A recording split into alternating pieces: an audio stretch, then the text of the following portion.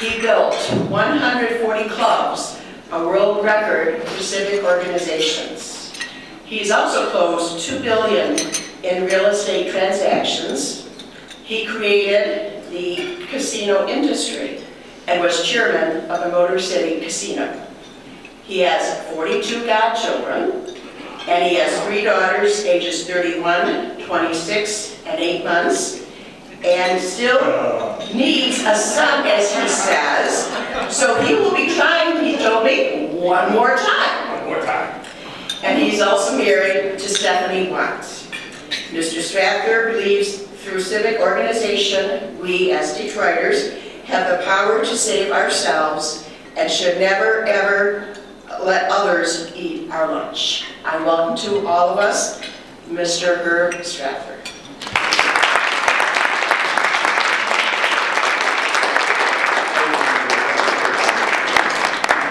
Thank you so much, Mary. That was really, really a wonderful introduction. You know, it's just good being here. It's good being here. My good buddy Eric, Felicia, and with the Kiwanis, you know, it's much like our optimist meetings. I feel like I'm at my cousin's place, you know, I'm coming by my cousin's house. So I'm very, very happy to be here. And I would just like to thank the Kiwanis for all that you do in life. Your organization is actually larger than ours, although we're the biggest in the United States. You're the largest worldwide. We're the 4th largest civic service organization. I believe you're the 3rd. And you do an awful lot of good things. And many of the things that I think about in my life growing up, I'm sure there's stories that other young people have that you have touched. I just like to talk to you a little bit. Can you hear me good? Pretty good? I don't necessarily like to stand behind the podium when I'm talking to my good friends. And I just tell you, I just feel great about being here. I want to tell you a little bit about myself, and I want to tell you about how your civic engagement can not only help your community and help your constituents, but it might get you in heaven. Okay. My involvement with civic organizations started when I was 12 years old. I was on the receiving end, you might say. The receiving end, and I've been on the giving end and the receiving end. Now when I say the receiving end, when I was young, I was very poor. I had bumps all over my face. I stuttered. I was in speech therapy because I wasn't in the regular class because it was very, I interrupted the class. Someone asked me a question and I had to answer. It would take one long time. Like if I wanted to know Marie's name, I would say like something like what's her name? But by that time, the class had busted out and started laughing. It was too late. So I had a difficult time growing up. But when I remember, my name is Herbert and I grew up on Herbert.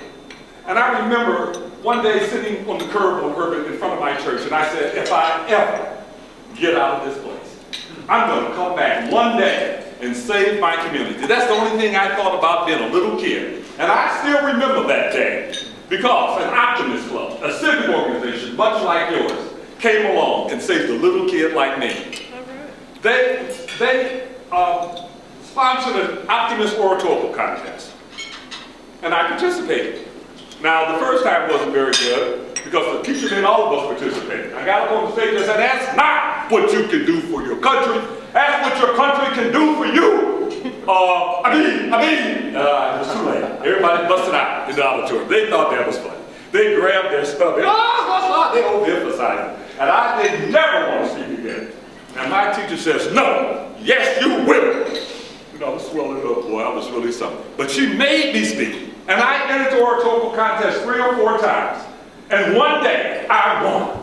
Not only did I win the school contest, I won the club contest, I won the district, I won the regional contest, and I went to the district.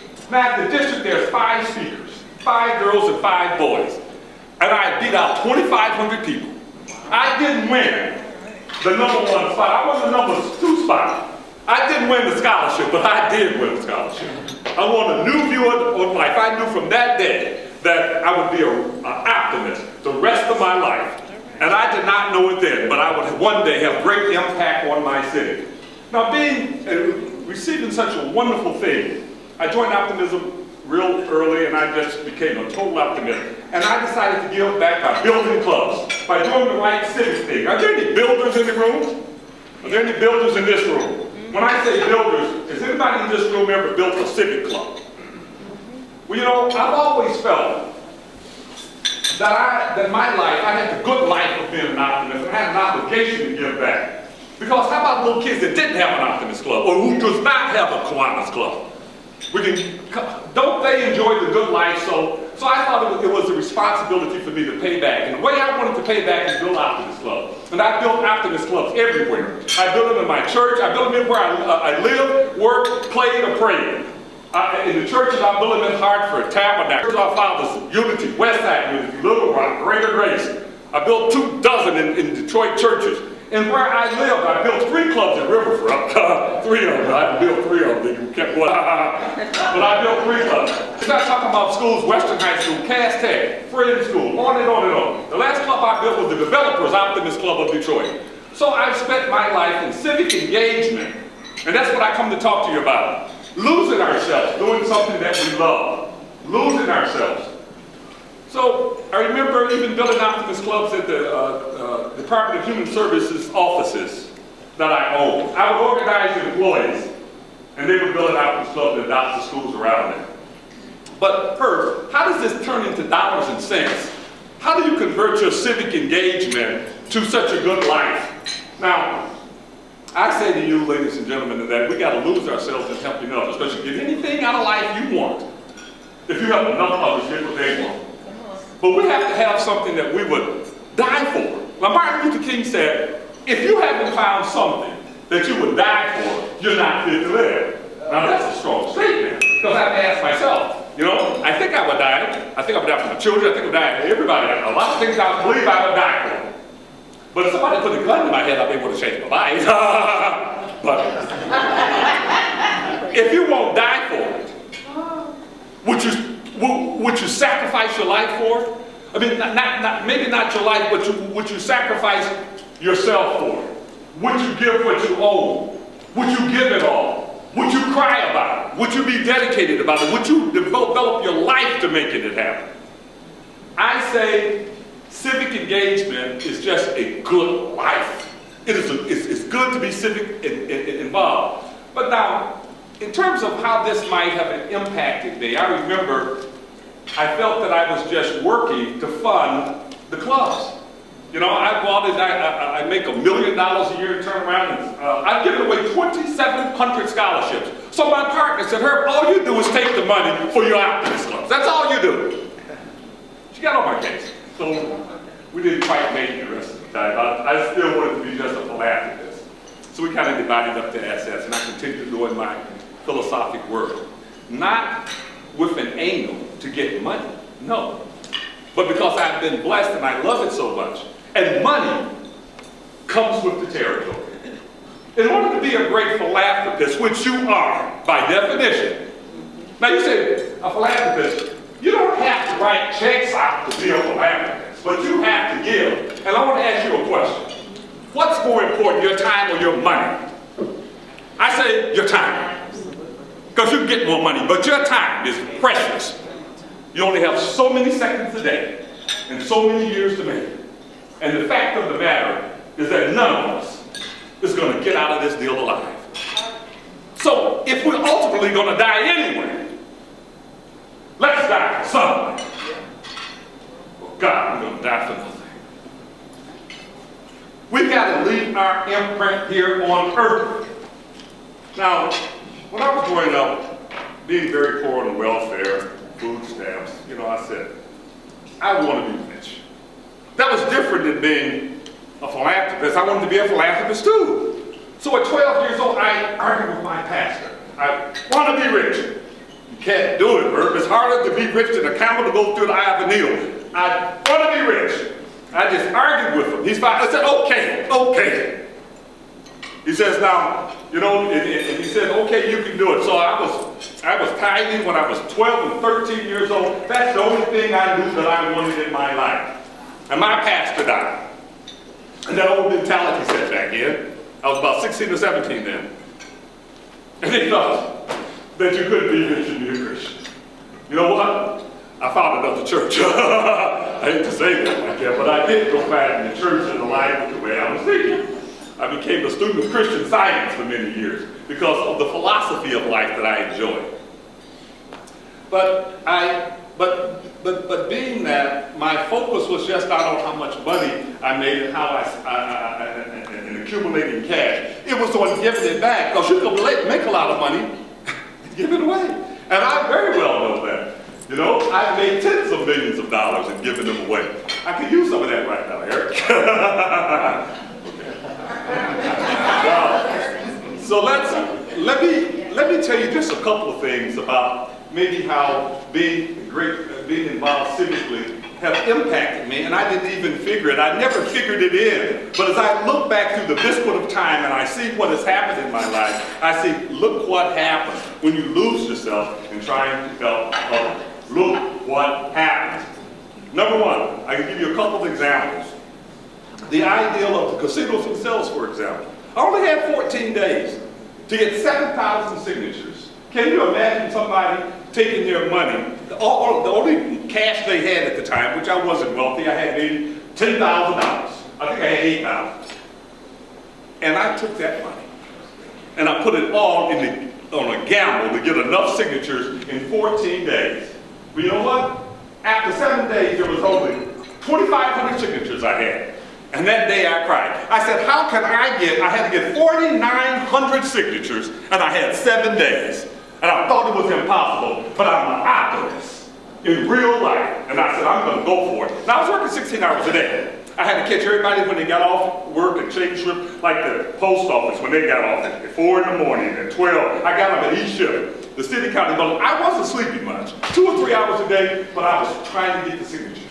I went over to the unemployment agency and said, look, I need $1 signature, would you help me? They said, man, get out of my face. I said, I went on somebody else, will you help me get $1 signature? Nobody. I went out the car, couldn't figure out why nobody would take $1 signature to help me get signature. A guy came and said, sir, I'll help you, but do me a favor, don't go in there talking that, because we can't get paid. I said, oh, I got you, I understand. So I remember going down that day, and I was in the city county building, the homeless person came up to me and said, hey man, can I help you? So you got a voter's register? He said, yeah, I didn't believe him. I said, here, take this, and you go to that door, stay 100 feet, and start getting signatures. He got 65 signatures, I gave him $65. That night he told me he was homeless, and he said he could have a good shower. The next day he brought 2 people with him. I took him to National Guard, bought him some clothes, put him out on the street. The next day there was 12. I had 12 homeless people working for me. And by 7 days later, I had 2,500. 7 days later, I turned in 14,000 signatures. In other words, the homeless created the casino industry in Detroit. A building they can't go in. A place they could not be employed by, but it would not exist if it wasn't for them. And I thought about that. How was I able to pull it off? I wasn't the richest guy in town, but there was one thing I did. I could talk. And if I could talk, I could motivate Detroiters to do it. We failed 3 or 4 times to do it. Maybe we should have failed another time, I don't know. But anyway, we created the industry. We created 17,000 jobs. And right now, half of Detroit's revenue is coming from the casinos. It equals the same amount as our property tax receipts, I understand. That is really something. That is really something. I remember one other case when I had just finished building the Brewster Optimist Club of Detroit, the Jeffries Brewster Optimist Club. I just finished building it. And the Detroit Housing Commission put out an RFP, a request for proposal, to build, to redevelop the Jeffries, $100 million project. Well, first of all, I didn't want to particularly do it because I didn't like dealing with HUD or FHA. I like to go straight to the bank and get my money because everybody went to jail like that who dealt with FHA. But anyway, my Optimist members who lived in the Jeffries and the Brewsters, they insisted that I do it. So, Herb, why don't you do it? Why don't you do it? I decided to do it. There was only one problem. In order to be the successful bidder, you need a CDC, a Community Development Corporation, because you get 10 extra points out of a possible 100 points. And the only problem was that every single one of them was taken.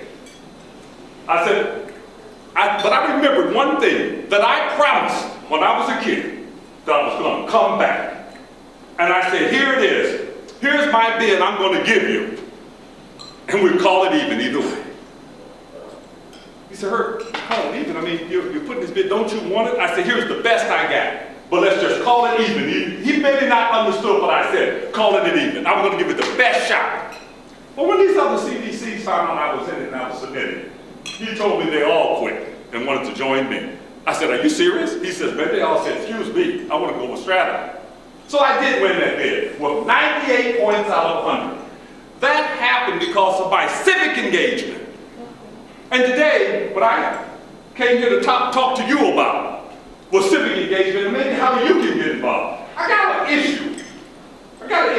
My fellow Kiwanis, civic partners.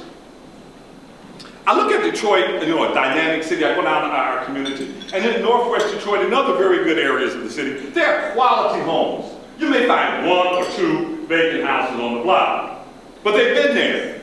If you go and try to buy a house today and on multi-list and say, I want to buy a house in Detroit, $70,000 is what it's going to go for, a good neighborhood, 55 to 60, a good quality home that's been refurbished. They used to go for 150. Now they're half now, less than half. But there's only one problem. There's no inventory. There is no inventory of homes that have been renovated and yet the blocks are full. And to make matters worse, these homes are located next to high quality homes, professionals, people just like me and you. Teachers, brokers, developers, lawyers, high-paid factory workers, intelligent people. And you're waiting for someone to eat our lunch. Maybe the memos haven't gotten out. We are pregnant with the greatest opportunities in the world. Where else can you go out and buy a house for $20,000, put $10,000 in, and sell it the next day for $60,000? Yeah, everybody's sleeping. Everybody's sleeping through the greatest recession we've ever had in our life. I just don't understand. I do not understand how we could fall asleep in this opportunity. People waltz in our community, buy up our real estate, buy a truckload, and we watch. They're eating our lunch inside our house at our own kitchen table. And we're sitting back watching. Why aren't we engaged? You gotta figure. Go figure. Why wouldn't someone say, this house is next to me, I'm gonna buy this house, I got money in my 401k, I'm gonna buy this house, renovate this house, just for my own community, for my own values, for my own house value. But yet, we're littered with inventory of homes that need just a little money to come in. So my challenge is now I'm not saying that you have to just become, you know, a capitalist. I just want to renovate these homes, and that's okay. I'm saying if you took it just from a civic responsibility to buy the homes on your community, in your block, and help stabilize them. How about the CDCs? How about the block clubs? You know, all of these intelligent people cannot get together and take that one vacant house that's boarded up and save their own block? I think we need to take and re-examine ourselves because our parents was born with entrepreneurial DNA, and we got to have it in our blood. Detroit was the second baddest city in the United States. Only one city toppled off, and that was New York. And now, look where we're at. I am calling on the civic volunteers and the people who are responsible to help see that Detroit is restored to its proper place in the world. And my goal is to see to it before I die that we do it. I was born on Mac and Mount Elliott, everybody. And there's one thing I want to tell you. I was born in Detroit, and I'm going to die in Detroit. People say, Herb, you know, you took all of your money. You was a very rich guy. One time I had 70 million bucks, and I woke up the next day with a minus 20. You say, really? That was quite a swing. So how do you go about this? How do you deal with this? You understand? I'm not jumping off any bridges, because I don't care. My goal is to redevelop Detroit, so I do not invest in Birmingham, West Bloomfield. Nowhere. I'm putting my money where I live. It doesn't matter if I can get a bigger return. First of all, you can't get a bigger return. By definition, you couldn't get a bigger return. Because most of the properties out in the suburbs already came back. We need you here. We need investment here in Detroit. Finally, I'll say one last thing. By the way, this 70 to 20 million, now that was a few years ago. So you say, where you at now, Herb? I'm somewhere between a minus 20 million and a plus 70. But times are good, because when the chips are all down, I did have my family, I did have my friends, and I did have optimism. And that was enough. That was enough. And what I'm suggesting to you now is all you need is optimism in your blood. Now, of course, you're Kiwanis, but you still be an optimist. Because Kiwanis are, in fact, optimists also. And I'm speaking to it generically as a frame of mind, as a philosophy of life. To live a great life, and you enjoy a good life. Now, I know you do. How many of you been involved in the Kiwanis for more than 10 years? Can I see your hand? Anybody been involved 20 years? How about 30? 40? Oh, 30-something years. Let's give them a hand. How about you, big fella? How long you been in? About 60. 60 years! Woo! Let's go. You understand? But that is a wonderful, wonderful thing. How about you, sir? What's that? How long you been in Kiwanis? I was just looking it up in my bed. About over 50 years. Oh my God! Let's give them all. Thank you so much. I'd like to say one more thing, and I'm just going to take some questions. I'd like to, those of you who might be interested in getting involved in helping with your city and to develop your city. You know, I'm here to help you in any possible way I can. We have a class that we develop. I have a developers course that I'm teaching. I just started it. It just started. You all can be my guest, my free guest, in one of my classes at any time. This young lady over here, Cecilia, she'll give you all the information. We meet on Mondays at 6:30, Grand River Greenfield, the old Montgomery Ward building there. This coming next week, a very iconic building is going up for auction in Detroit. It's called the St. Regis Condos. There are 50 condos. The whole east side of the St. Regis Hotel is one empty building. It's 6 stories, and there are condos. They've already been converted, but none of them have been sold. Now, right now, last month, Book Cadillac sold 21 condos. They almost sold out. There are just a few units left, and they're $1 million tickets now. And the price is only going for $260 to $270 a foot. And by doing so much, they've now started construction or got approval for construction on an adjacent parcel, because you can build for $150 a foot, and you can sell and make some money at $250 a foot. So for the first time, we got brand new construction needs starting because of the demand. So there's a huge demand and hardly no supply. St. Regis is going up. There are 100 hotel suites that can be joined together for fancy condos. You'll be triplexes on top of each other, duplexes, or L-shapes. You can design what you want. I've decided to extend an invitation to Detroiters, and I'm going to be on WJR at 3 o'clock, and I just really decided. I've decided to extend an invitation to Detroiters to come bid. If you want an individual condo, bid on it. Just bid on it. At a low price. If we can take and buy it low, you may not have the ability to buy a whole building. You may not be able to buy $1 million, but you say, I can buy that one condo and get a 30 or 40% discount. I want it. I want to be a part of the original people going in and buying it. So I'm sending an invitation out to Detroiters today, tomorrow. We're having a fabulous reception at the St. Regis Hotel at 5:30 Thursday, and all of you are invited. If it's not your particular cup of tea, you may know someone, one of your children who want to be in Detroit, one of your relatives or friends, or someone who is really engaged who want to help redevelop Detroit. So, ladies and gentlemen, we have to engage, we have to be engaged, and we have to make our optimism come true. What we want to see happen is not going to happen automatically. We have to make it happen. And I just want to tell you that I'm very happy to be here and very happy to have this discussion.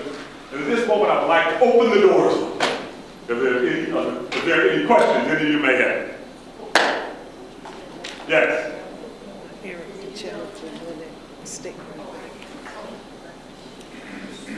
Do I have any questions from everybody? There are no questions? Well, I will say one last thing. I thank you very much for giving me your time. And if you ever want to read about how you can redevelop real estate, My young lady, she did bring a few books of mine. I'll be happy to sign them for you if you like. And I just thank you once again for being a great civic volunteer. Thank you very much.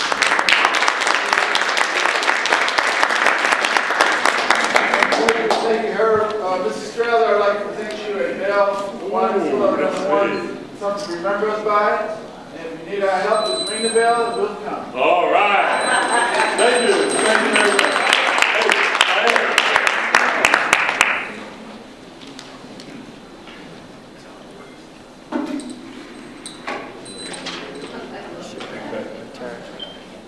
Yes, we should.